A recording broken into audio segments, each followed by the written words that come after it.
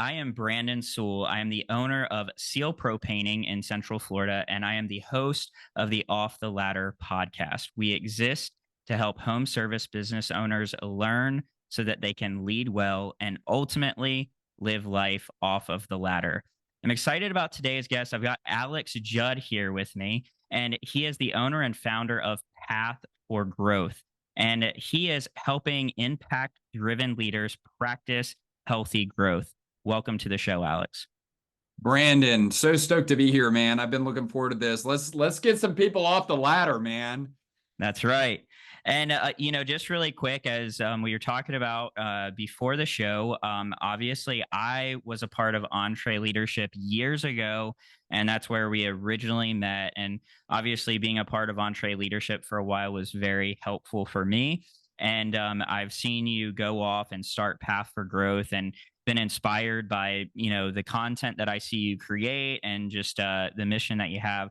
So I'm excited to have you here to dive into this. So tell, just for those who are listening, tell them a little bit more about Path for Growth and the mission that you're on to help leaders. Yeah, I appreciate that question, Brandon. And like I already said, I just appreciate that we're getting this time together. It's going to be good to connect with you. The mission of our business is really the why behind our business, right? It's the reason why I left to start my full-time job. We've got 9 team members now. It's the question that we ask as first step in the interview process is how people resonate with this purpose. It's the way we really kind of dictate everything we do. We always say we exist to help impact-driven leaders step into who they were created to be so that others benefit and God is glorified. And so obviously that's the overarching why that manifests as one-on-one coaching, team trainings, and in-person experiences. But the reason why we do what we do is that mission statement, Brandon. That's so good. And I think what you said is so fundamental. Knowing who you are is key in being able to get to where you want to go. And, having just that mission mind set, to be, wanting to make a positive impact is huge. And, so I love what you said there. Now, with every business, obviously, if you're on mission to do anything, you're trying to grow, right? And the greater we can increase our resources, right, the more impact we can have, right? So if your resources are small, it's hard to have that impact, even if you want to, right? So part of growing and scaling a business, especially when you want to have an impact, you make a difference in your team members' lives, your community, and just wherever you're looking to make an impact, you have to have resources to do that. So growth is important. Now, from my understanding, what you're doing is you want that to be a healthy process, right? So Mm. how would you encourage, let's say there's home service business owners on here and they're listening to this and they have a small business, they're working out in the field, they have dreams of growing this business, getting off the ladder, having greater impact on their community, but they know that, the reality is like they have to have the resources to grow and they have to have the resources to make an impact. How can they do that in a healthy way? Man, I so appreciate that question. And I really love how you framed that question, Brandon, because you highlighted the fact that resources can be a vehicle for creating impact. And I think that's actually a really important to call out is that resources do not equal impact, right? Just the fact that you have resources does not guarantee that you're going to make an impact. And so often I think we can get into this head, especially in small business, where we say, oh, one day when I have. One day when I have a bigger That's good. team, one day when I have more capital, one day when I have better customers, one day when I have that equipment, then I'll be able to make an impact, right? And I just think, I think Jesus said it first, right? He who can be trusted with little can be trusted with much. And so impact is possible today, and we need to recognize that. And it's out of that posture that then we are blessed with the opportunity to grow. And so that's the posture that healthy growth always starts from. But then Brandon, I'd be interested to know, have you ever said this phrase, or I'm sure you've heard this phrase, right? If you're not growing, you're dying. Have you heard that phrase before? Oh yeah, absolutely. Yeah. So like we say that phrase all the time, right? It's like common business lexicon today. Like if you're not growing, you're dying. And we like to sound really tough whenever we say it, right? If you're not growing, you're dying. And one of the things that I had to realize, I mean, literally within the first 6 months of my company, is just because you're growing doesn't mean you're living. And Mm, I realized that, man, there's a lot of people out there and there's a lot of businesses out there that externally they're growing, but on the inside, they're just as dead as those that aren't. And I just realized, man, early in my business, I was growing my business in such a way we were growing exponentially. And I realized, man, something is growing proportional to the rate of my business. And that's my personal stress level. And I realized that is so unsustainable, right? Like I kind of came to this conclusion, like if this is 6 months in, 3 years will kill me. And mm, so I just started to ask this question, like, is there a better way? And what I started to find is like, absolutely, there's a better way. And I started to coincide with business owners, business leaders, entrepreneurs that I deeply respected that were growing their businesses. They were increasing revenue, they were increasing team size, they were increasing profitability. And I was looking at them and they had this sense of peace about them. And they had this sense of enjoyment about them. And it was like they weren't waiting for freedom to happen. They were enjoying the freedom that was available to them. And then I looked at their marriages and it's like their marriages were healthy and their kids like actually knew them and liked them. That's a novel idea for a small business owner, right? And I saw these people and it was out of seeing those people, I said, that's what I want. And not only do I want that, I want to train that to other people. And so the phrase that we started to apply to those individuals was healthy growth. What does it look like to grow your business in such a way that as your business grows, your stress level actually decreases? And in so many ways, that's really the fundamentals of what we teach business owners and business leaders at Path for Growth. awesome. So obviously, there's going to be unhealthy ways. Um, would you be able to identify, maybe for the listeners, what are some unhealthy things that you see leaders doing that could lead to unhealthy growth? And then what are some things that they can implement and practice to get on that path for healthy growth?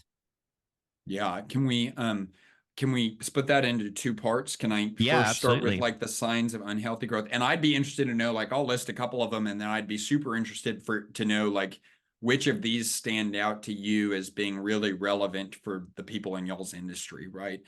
Sure. Um, the first one that stands out to me is uh, as you delegate, quality decreases, unhealthy growth, right? Like there's a way to delegate in such a way that like you preserve quality, but most times businesses don't do that. They delegate responsibility, they delegate the job, they delegate the management, and quality takes a nosedive, right? And so that's unhealthy growth.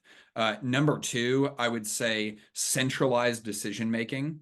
So all approvals, all problems to be solved, all questions to be answered, they all come to you, right? Your title may say CEO, but you're not CEO. You're the CEB, right? You're the chief easy button, right? And anytime Right. anyone needs anything, not even just your team, but also your customers, because they all have your cell number, right? They're calling you to ask you, and you're the only one that people trust with the answer of things, right?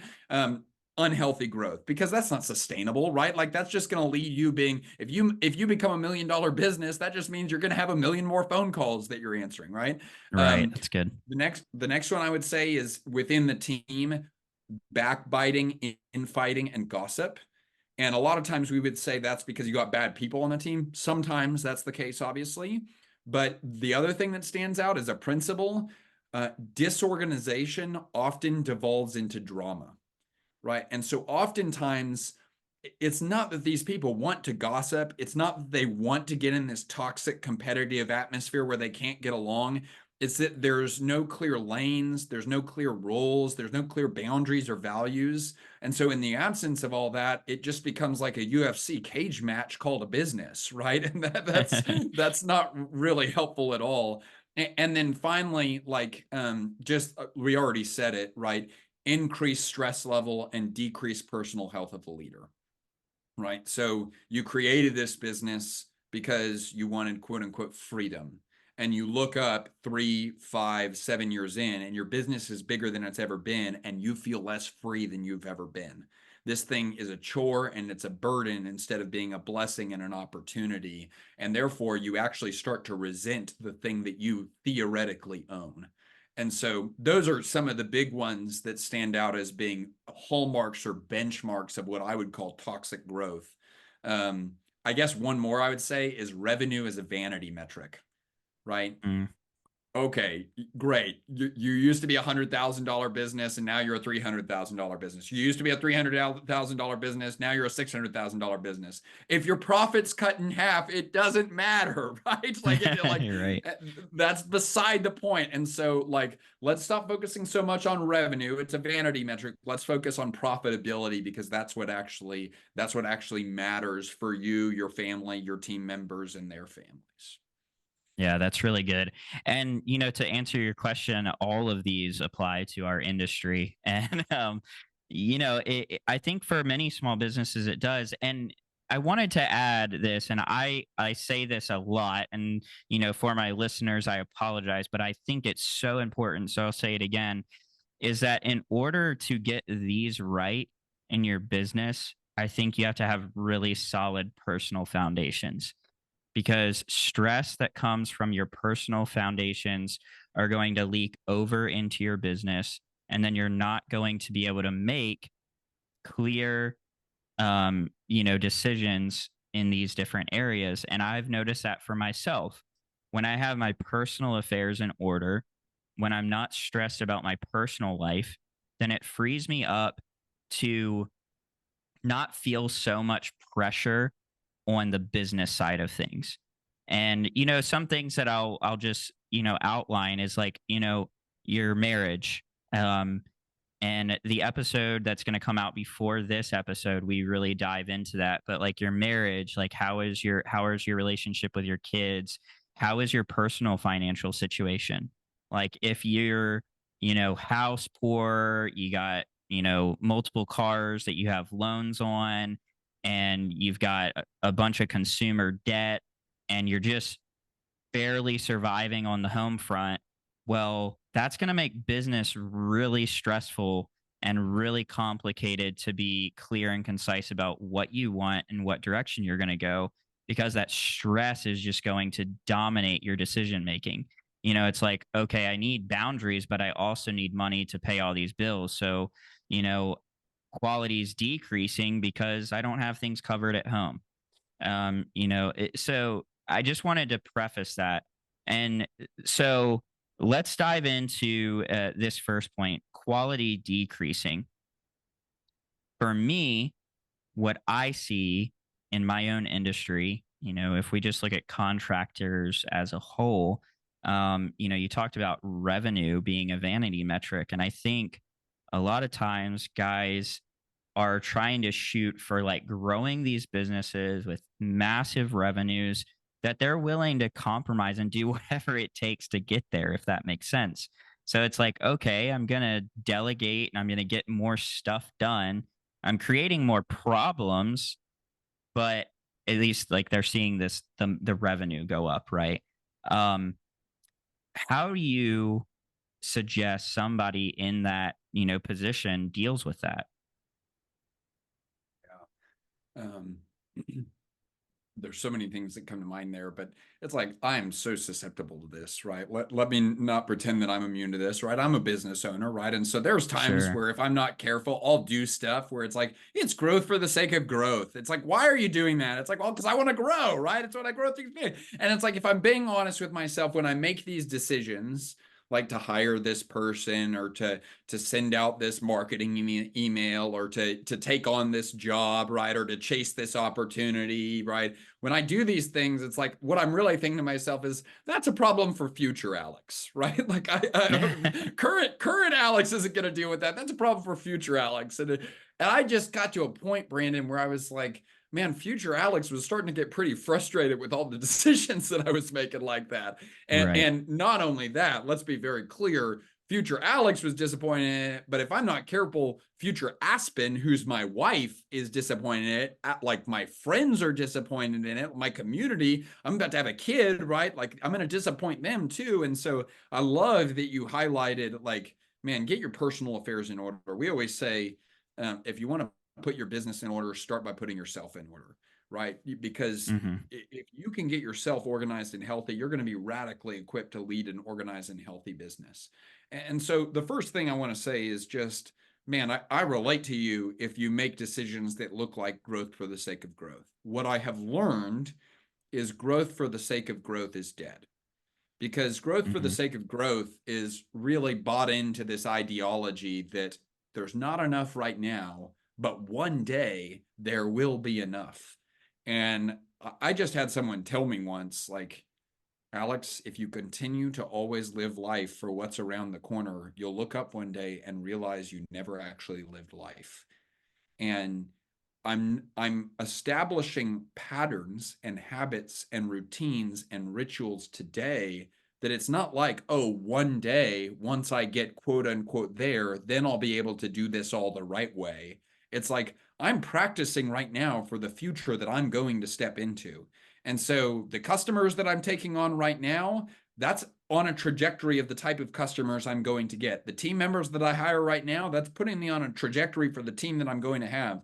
The marriage that I invest into right now, the parenting that I invest into right now, right? The type of business that I into right now. It's not like I'm going to look up one day 5 years from now and it's like, oh my gosh, my business is radically different than the way that I built it for the past 5 years. It's like, every single decision you make is a step along a trajectory. It's a step along a path.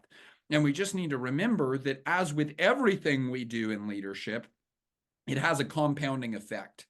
And so, Hmm. my encouragement, and we can walk through what this looks like practically, is my encouragement is, instead of building a tower on an incredibly faulty foundation that's eventually going to come crashing down, and then you're going to have to rebuild the foundation anyway, why would you not just build the foundation right? And why would you not just maybe say, we're going to slow down to speed up, right?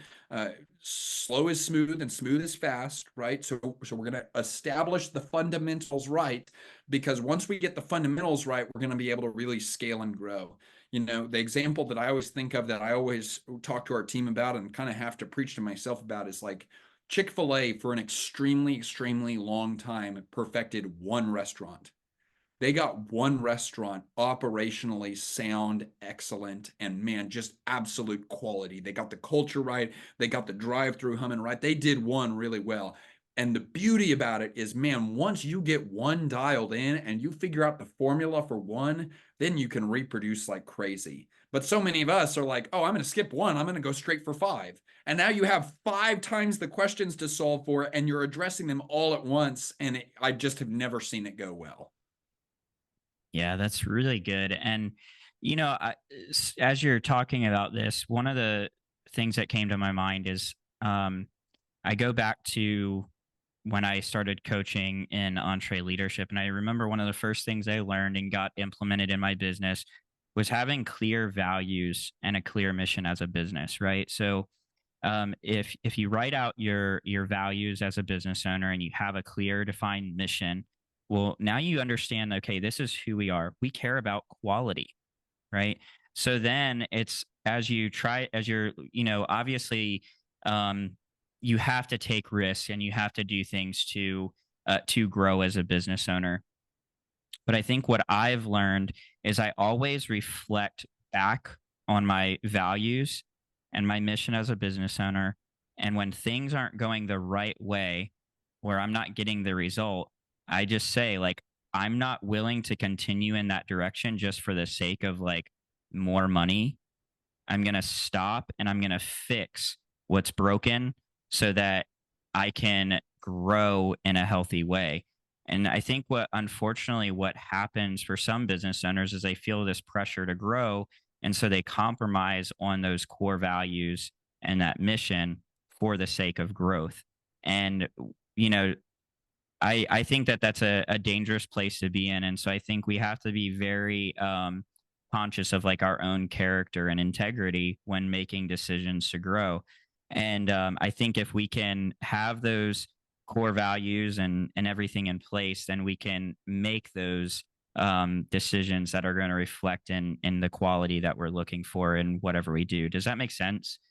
Oh, it absolutely makes sense. Yeah, we at Path for Growth, we teach 12 fundamentals for healthy growth. And dude, you've already nailed you've hit elements of the first five already. So number one is personal growth plan for the leader, because if you want to put your business in order, start by putting yourself in order.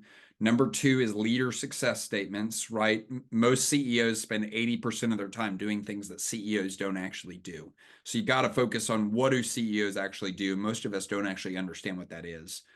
Number three is a leadership team meeting. And even if the leadership team is just you, I would recommend you have a weekly leadership team meeting. We can talk about that more if you'd like to. And then number four and number five. Number four is mission statement, which you just hit home. And then number five is core values. And what you're Mm, doing in those first five fundamentals is Peter Drucker. He's kind of like the father of modern management, right? My favorite book that he wrote is called The Effective Executive. He said something that was so profound. He had so much of this leadership stuff figured out like 50 years ago, right? And we're just mhm. kind of reinventing it now that we have podcasts, right? But he said, the most effective executives don't make a great deal of decisions, which was a little bit mind blowing whenever he wrote that, because everyone at that time, business literature was, if you're the leader, you're the decision maker, right? He said the most effective executives don't actually make that many decisions. He said they make the fewest number of decisions at the highest possible conceptual level. And so, what is a mission statement? It's why do we exist? What are core values? They're what do we stand for? And what's so crazy is that when you define those things for yourself, but then also for others, you define the rules of the game. And we often think, oh man, that sounds like constraints. And constraints sound like a lack of freedom. Man, I love Jocko Willink. And what he kind of hits home is like discipline equals freedom, right? Constraints are the breeding ground for creativity. And what we find is that, man, within those constraints, we know the game that we're playing, and people can opt in or opt out of that game as they choose, and it makes decision making so much easier. So to answer your question, yes, it really makes sense, and it fits in right along with the foundational fundamentals that we're talking about, Brandon.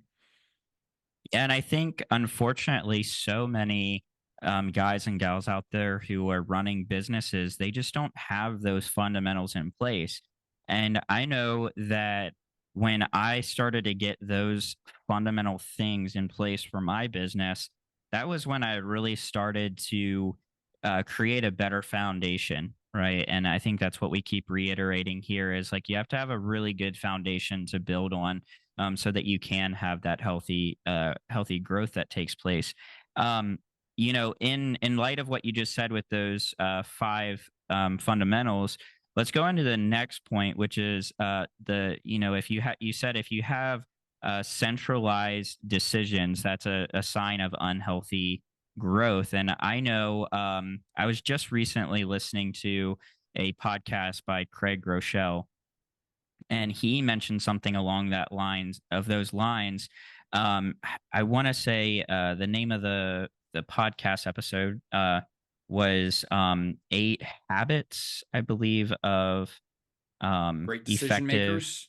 of great decision makers. Yeah, Yeah, I just and listened to that one too. I just love Craig Rochelle. He's brilliant. yeah, he's phenomenal. So, um, but that was one of the points that he made was that when you're the one who's making all the decisions, that's a very good sign that you're not, being a great decision maker, as like the high level leader in your organization. And um, I love something else that he says. He also says delegate authority, not tasks.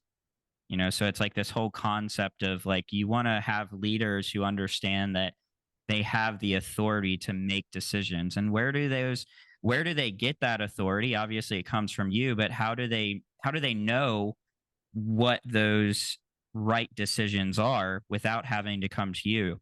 Well, it's having a clearly defined mission and core values. So it's like, okay, well, when we make these decisions, does it line up with the mission of the business? Does it line up with our core values? And obviously, there's room for people to make mistakes, and that's something that we have to learn as leaders too. But um, what would you add to that? Like, why is it so important that you're not the one making all the decisions? Yeah, well, I can use the example of our company, right? Our mission is we exist to help impact driven leaders step into who they were created to be so that others benefit and God is glorified. Our vision, which we haven't talked much about vision yet, but our vision is like we are working to operationalize the way that we create and deliver value by September of 2024. And so that's where we're going. Mission is why do we exist? Vision is where are we going? And then our core values are point to Jesus, alignment, freedom and responsibility, treat people like friends, and strength is for service. Um, so within those boundaries, what I'm able to tell our team, and I promise you, this is what I actually do, right? Is I'm able to tell them, if you can make a legitimate case how, the answer to your question or the solution to the problem or the decision that you need to make fits into the mission, the vision, and the values of the organization, don't ask. Right? Like we already have the answer, right? We don't even need to talk about it. I've had people spend upwards of $1,000 without asking me because it was so directly connected to those things. And it's Right. like, because we think like, oh, I want to scale my company, right? And I want to have $1 million company, but I still want everyone to ask me anytime they spend anything over $100, right? It's like, it doesn't work that way. You can't have both. Yeah. And so if you're going to grow, growth costs you something, especially if it's going to be healthy growth. And what it costs you, one of the things that it costs you is control. And you just Yeah. gotta Come on. you just gotta let go of the reins a little bit, and you gotta say, man, I'm gonna trust people. Now, the other It's thing that good. I would say, there's a lot of business and leadership writing, podcast things that don't hit home on this next piece, and I think it's to the detriment of the leaders that they serve, because I just see so often that so many businesses are leaving outrageous amounts of efficiency and effectiveness on the table because they lack one thing that's two words: role clarity, right? Role clarity. And so here's my vision for you and your business is that you and every role on your team, right, has 3 to 5 statements that define what winning looks like in that role.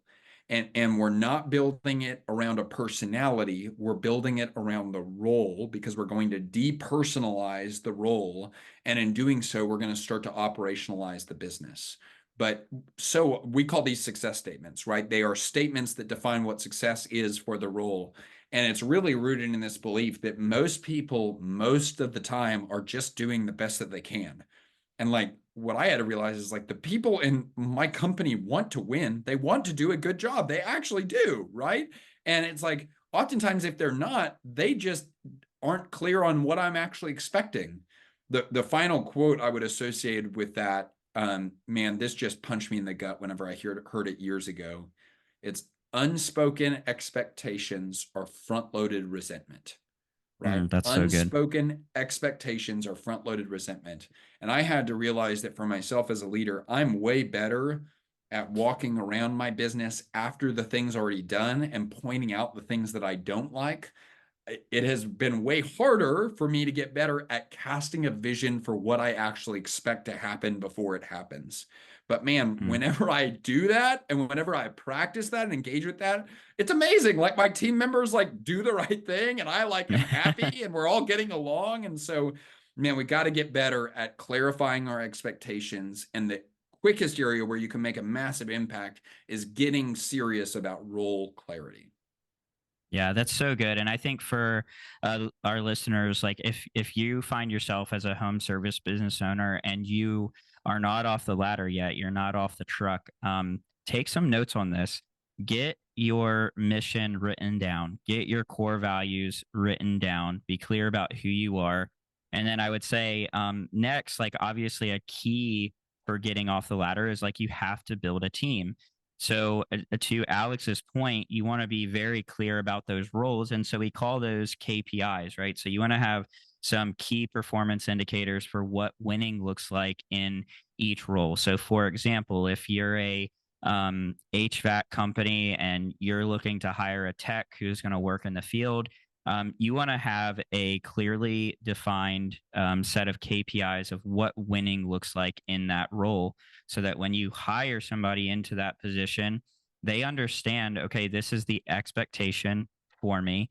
and this is what winning looks like. And so there's no like guessing work. And I love the quote that you just mentioned, Alex, because a leader in my life, he's said that very often, and he actually uses this example. He says, if I tell somebody that I'm leading, like, hey, I want you to go outside and get a rock, and then they go outside and they pick up this jagged, like rough, like, looking rock, and they bring it back to me, and then I chew them out and I say, that's not the rock I wanted.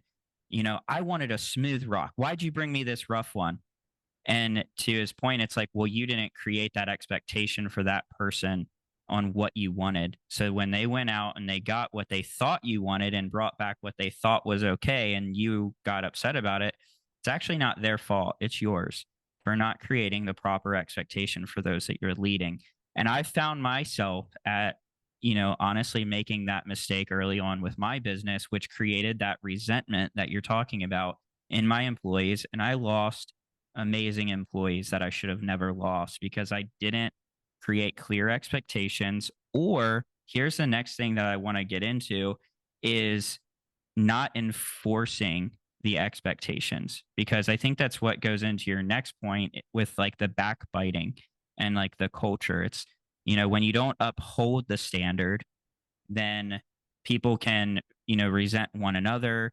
I've had that happen where it's like someone who was hired for a particular role may not be living up to the mission, the values. Um, you know, they're not getting those KPIs accomplished for their role, and I'm not going to them and holding them accountable. So then what that causes is like resentment within the team.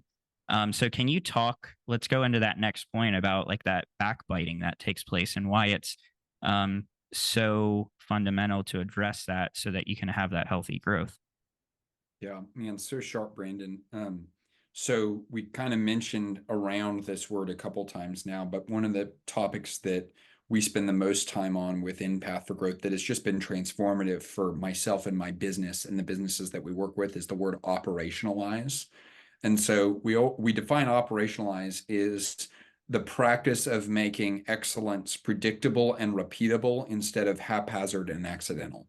What we found is like, man, there's good things happening in our company, but so often it's like if you ask us how they happen and where it's written down, we're like, oh, we have no clue how it happened, and it's all up here, right? It's in my head, right? So everything we're talking about right now really represents you getting your business out of your head, right? That's what we're talking about, and there's 4 steps to operationalize. You just hit home on the third step. So we can operationalize roles, we can operationalize meetings, we can operationalize projects, right? But what we're talking about right now is operationalizing roles. Step 1 is standardize. And so it's exactly what we already talked about. What does winning look like in the role?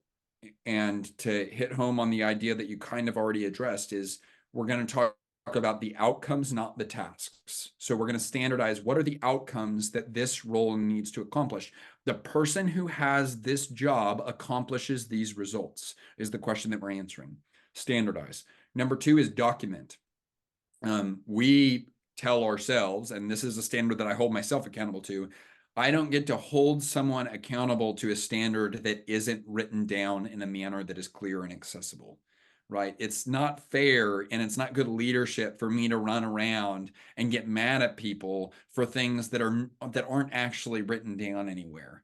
And so many leaders, this gets really screwy, right? You're like, oh, I don't like that person anymore. I want to fire them, but HR is going to make me have a case for firing them. So now I'm going to start documenting. It's like, oh, why didn't we just have the documentation so that they could actually do a good job instead of doing the documentation so that you can catch them once they're already doing a bad job, right? It's just really messed up. So standardize, document. What do you want to document? You want to document the outcomes to be accomplished. We call those success statements, and you want to document the proven process.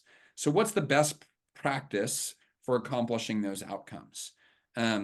Number 3, evaluate. This is exactly what you hit home. So it's standardize, document, evaluate. Most businesses don't scale well because they don't have a rhythm for evaluation. We start with the end in mind, maybe standardize, but we don't end with the end in mind. After the job's done, after the project is completed, after we finish the quarter, we don't look back and say, how'd that go compared to how we said we wanted it to go? Right. And so, you could take this example and apply it to any industry. Our one-on-one coaches, right? Our one-on-one coaches are former business owners. All of them have owned a business and scaled a business before, and then they get put in the coaching seat. And we really challenge them to grow as coaches at a really rapid rate. We put them through a pretty relentless training process over the course of 90 days. After every coaching call, they get an automated email that has the standard, which are the 5 success statements of what effective coaching looks like, and they red, yellow, green themselves on that standard. And then that red, yellow, green gets submitted to their manager. And then at a anywhere between biweekly to monthly one-on-one, the manager reviews their past call reviews, and it's them rating themselves. It's just them evaluating themselves, right? And they talk about potential for improvement, right? Where are you yellow, and where do you have the opportunity to move your yellows to greens, your reds to yellows? And it just becomes such a constructive conversation about growth, right? And it's actually really engaging too. So that's evaluate, right? And it doesn't have to be an automated form. It could start as just like a weekly one-on-one for 15 minutes where you're saying, hey, what matters and how are you doing and what matters? And then that brings up the 4th step of operationalize, which is improve, right? If the only way the business improves is when you point out problems and come up with solutions, then you are the bottleneck on your business. What we want to do is create a culture that values constant, never-ending improvement, and where people are constantly tweaking, making minute changes, iterating to get more efficient and more effective. That's so good. So much value there. If you're listening to this, I hope you were taking notes because so much wisdom in what Alex is sharing right now. And I think that's a good way to lead into this last point that Alex had made, which was like if your stress levels are going up, you're clearly not experiencing healthy growth. And I think it would be safe to say like if you're not doing these other things that we just talked about, well, the result is going to be stress, right? So I think just an easy anecdote to that stress is like implement the things that myself and Alex have mentioned in your business. Would you add anything to that to like reduce that stress that you're experiencing or to avoid it? Well, I can speak from my own personal experience that for me, the root emotion of stress is oftentimes fear, right? And more often than not, I wouldn't use the language of I'm afraid, but what I'm actually experiencing there is anxiety, and the core emotion associated with anxiety is fear, right? And the thing that I'm typically afraid of there is the unknown. And what I'm really afraid of is, man, I'm working so hard, and what if it all doesn't amount to anything? Like, what if the life that I'm living right now, where I'm spinning my wheels, where this business feels like a hamster wheel, where I'm just really tired, where I feel like I can't get my head above water, where I feel like I'm not enough for what I want to do, what if that is like my life? What if that's not just a season? What if that is like forever? And that will create a ton of stress because that results in aimlessness. And then I don't know, like, am what I doing right now, does it even matter? And does it connect to like a better future?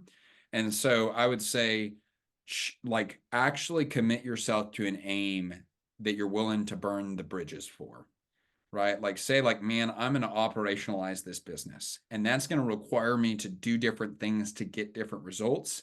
It's going to be a lot of hard work, but that's kind of the point, right? Of course it's not going to be easy. If it was easy, that's the wrong path, right? There's so many business coaching firms out there that they're like 5 easy steps. It's like, shut up, run away from that group, right? Because they're not giving you good advice, right? It's going to be hard, right? But since when was anything that was worth it easy? Right. And so, yes, it's going to be hard. The thing that will reduce your stress is that there will be meaning in the actions and the work that you're taking. Instead of feeling like you're just spinning your wheels and you're running on this treadmill or this hamster wheel, right? Like, okay, every action that I take is a step in a process to achieve a desired result. And yes, it's going to be hard work, but hard work isn't bad. I actually think hard work is what we were created for. It's just going to be part of a grander narrative. And then instead of feeling like a chore, it's going to feel like an adventure. That's my experience.